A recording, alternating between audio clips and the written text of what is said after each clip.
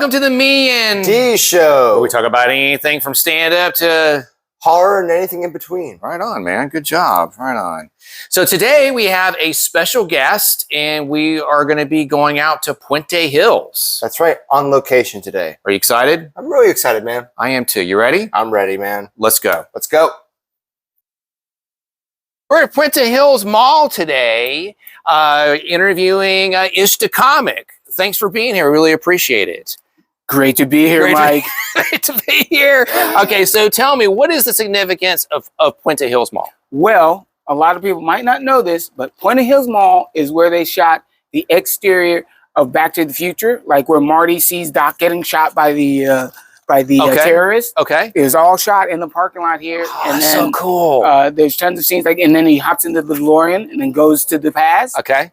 That was filmed right here.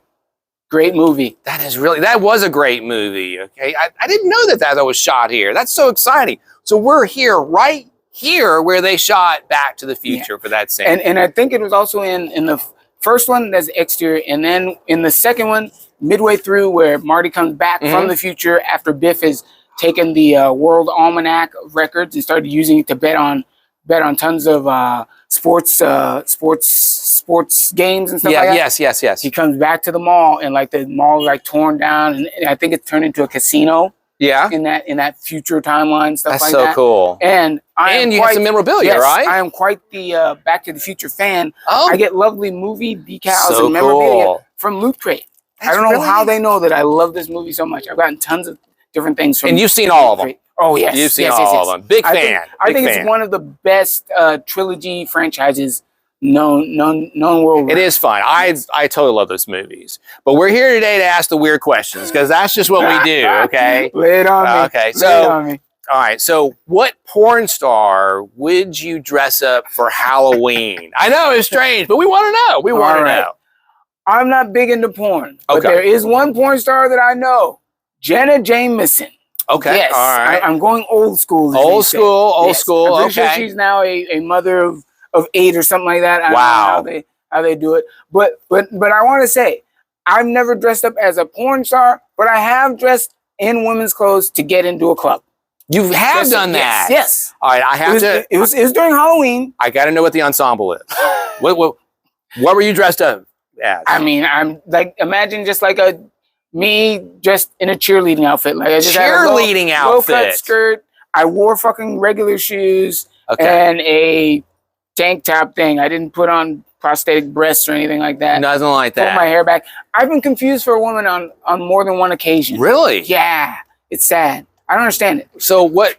Yeah. I don't look like a woman. I just look like a guy with his hair pulled back. Right. No, I got you. So what was the situation that happened that you were mistaken as a female?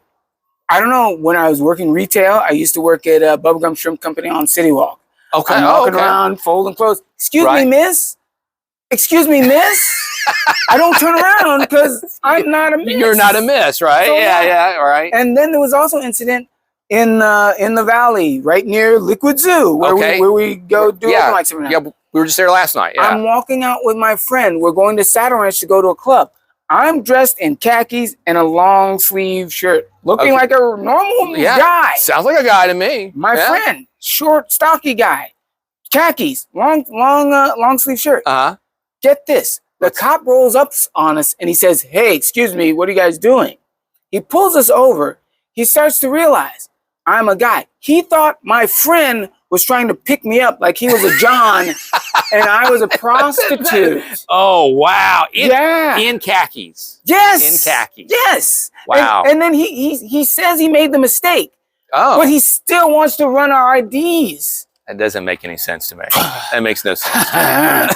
Luckily, it was 5 to 10 years ago. Because if it happened now, we'd be all over the news. Yeah, you'd be all over the news. I'd be a millionaire by now. Yeah, you would be. Upscale prostitute wears khaki pants. I can see the headline now, right? But in the valley, be honest, like that strip, Sepulveda, right near Liquid Zoo, very, very Takes all strange comers. place. Takes all comers. Yeah. But speaking of that, okay, I know the dating scene is kind of weird. You're a single guy, right? Yes. Okay. Single and ready to mingle. Cool. Ready Okay, you to hear it here on the Me and D show. He's ready to mingle. How many women have you dated at once? Is that a thing for you? No, I don't juggle women. I can't juggle women. I have a hard enough time just trying to talk to a woman on a regular basis. So you're kind of shy.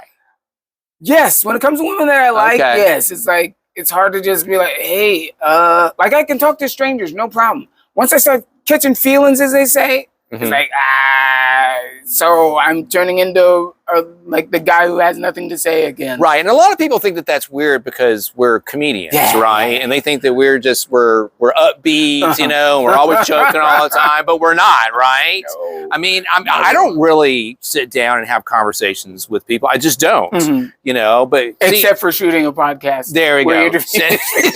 Asking weird questions, except for that. Yeah, but most of us, they think that we have these upbeat personalities, but we really don't. You know, we just have these things that we talk about that kind of drive us crazy. Yes. Right. Yes. Okay, so you're a one guy, one girl kind of person. Is that what? Is that what I'm hearing? I believe in monogamy, but if you want to ask, I've maybe juggled 2 girls in my time on Earth. Like I can't do more than that. Like I don't want to have to go to bed worrying about my car getting keyed or my tires being slashed. Worrying about somebody walking into town being, oh shit, if I go out with this girl here, who's going to see, who's going to tell the other chick? It's like, yeah. Okay, but so you want to make sure everyone's on the same page. You're not trying to do anything behind anyone's back or anything like that. Yeah.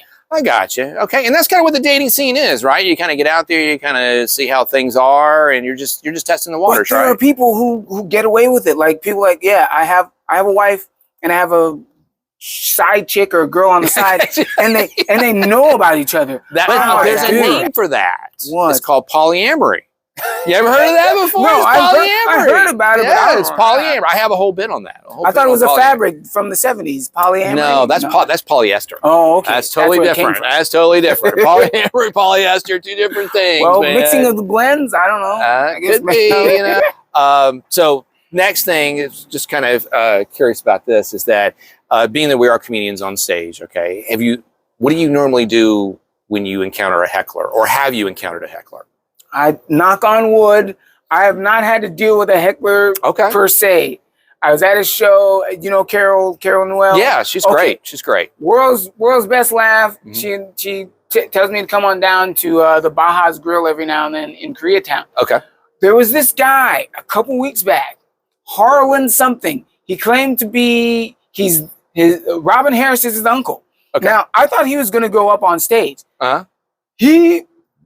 He was heckling, but he wasn't doing a bad heckling job. Like he'd always say, ha, ha, ha, now that's good writing or something like he just kept shouting stuff at us on stage. And I was just like, I was trying to block it out, but like every now and then he'd interrupt the comic and the comic would be like, excuse me, what'd you say? Like, you know, I had to interact with him. Right. I'm just like, I can't wait for him to get on stage. Then we can give him exactly what he's been giving us. But he never went on stage. So that was the closest I've ever had to do with him. He just randomly came in that night at Baja's Grill.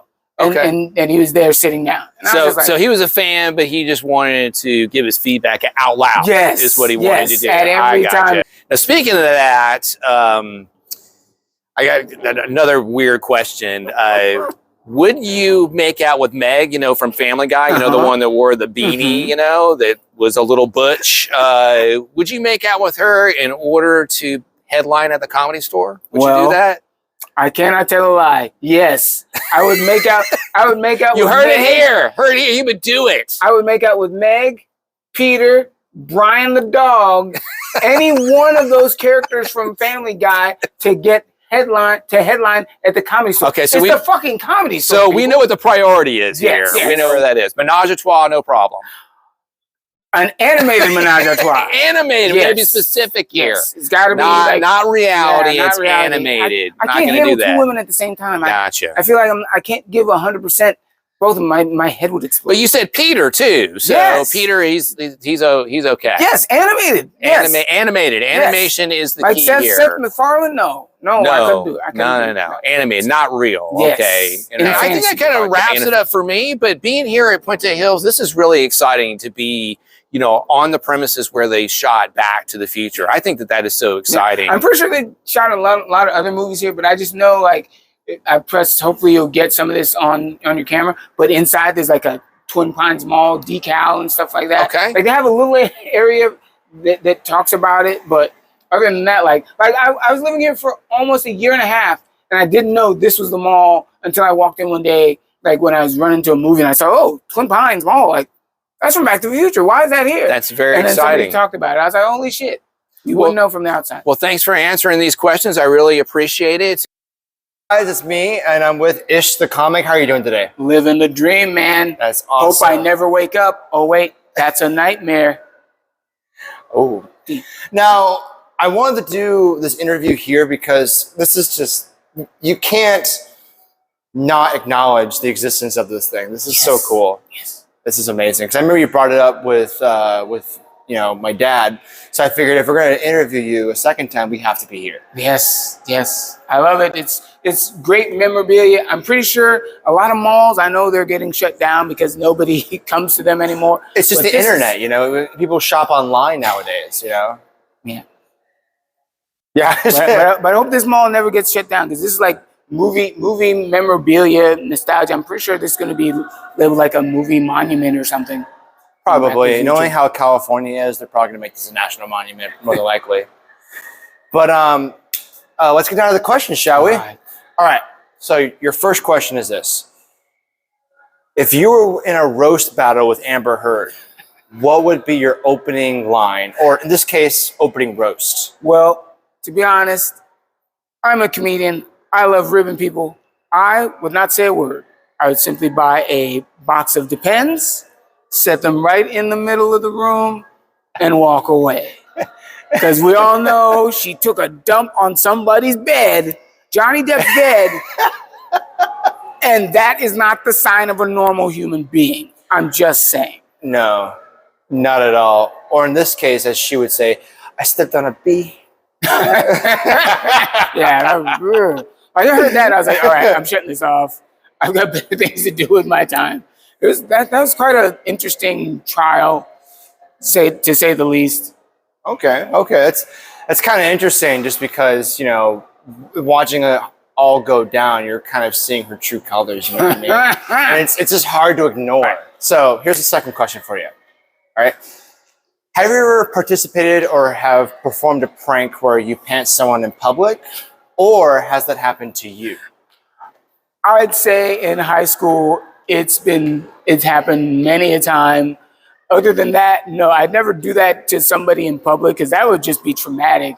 Like somebody would like, okay, I'm never wearing tighty whities again or something like that. But yeah, that happened to me quite a few times in high school. I did it to a couple other guys.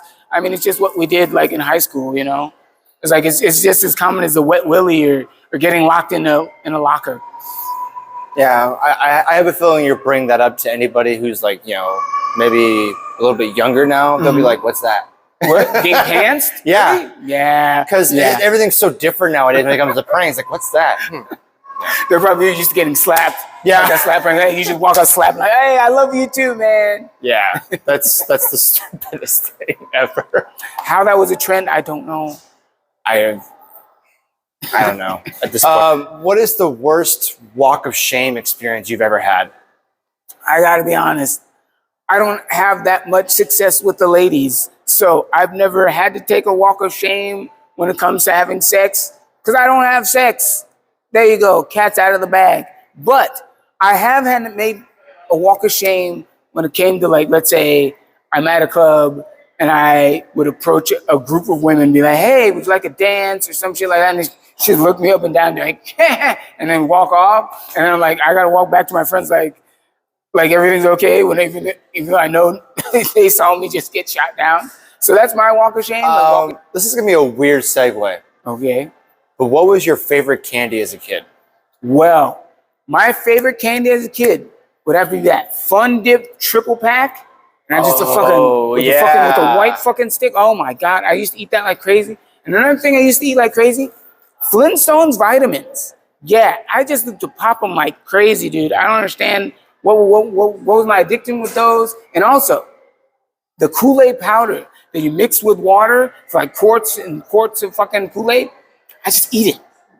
I don't know how my parents just let me get away with it, or I don't know how I don't have diabetes now. It's like I stopped doing it, of course, because I probably would have No, yeah. overdosed on high fructose powder or something. But as an adult, I still eat fucking candy. I love Haribo gummy bears. I chill them to the exact temperature of 35.8. So it's not frozen, but it's very, very cold. And I love eating them, just pop them. Now, when you brought up the Flintstone vitamins, I remember when I was a kid, I used to eat those every morning. Oh, just one at a time? Yeah. No, I'd eat like two or three. I don't know how my parents just said, hey, what happened to all the vitamins? I don't know. My last question for you is, why did you choose stand-up as a career that you want to do? Well, for me, I actually moved out here from Texas to pursue comedic acting. And I was always told, hey, you should also try to do stand-up as well. But I always just put it off. Because I felt like when I first moved out here, I didn't feel like I had a lot of stories for stand-up. But as I've been living here, I seem to be getting a lot of fucking inspiration and fucking nifty ideas. I talk about this one joke all the time, how a woman approached me and asked me if in order to get dreads, you have to put manure in your hair. That actually happened. Wait, what? Dead serious. Dead serious. Are you serious? Yes, dead serious. What? A woman asked me once, in order to get dreads, you have to put manure in your hair. I only kept thinking, is she calling me a shithead right now? But no, she actually asked me that. God rest her soul. I believe she has to be dead by now. She was on her last leg when I first saw her, at least 5-10 years ago. But yeah, that actually happened. I know.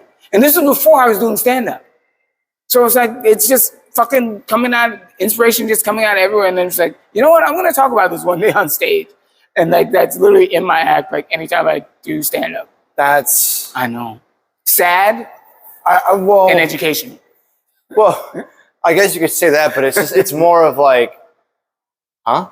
Yeah. It's more just how do you respond to a question like that? White people have no bounds. That's how it happens. And especially you have long hair. How often do people come with you saying, "Hey, can I touch your hair?" Not as often as it used to be. Okay. Not as often as it used to be. I remember when I was around 19.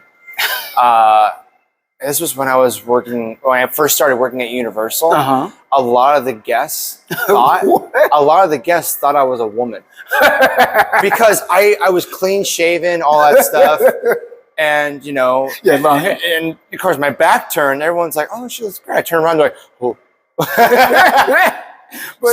But for me, it happens at least, I'd say, once a month. There's some crazy white person. It's always a white person. It's never a person of color or an ethnic person be like, "Oh, can I touch your hair?" But when they ask me, "Can I touch my hair?" they're already touching my hair. So I'm like, why are you asking when you've already done what you're asking about? I don't get it. White people have no bounds. I can't say that enough. Put that in captions in different languages. White people have no bounds. But yeah, I know, it's crazy. That's interesting to say the least. Yes. It's like going to someone's quinceañera? Yeah, or something like that, and it's like, oh wow, can I touch the pinata? Yeah. Why? Yeah. You're already doing it. Stop. It's like, oh wow. For me, for the questions, but I think we can end off by saying that people are just interesting. White people are just interesting. Black people were just trying to survive. There you go. It's instinct. Fight or flight. I'm on.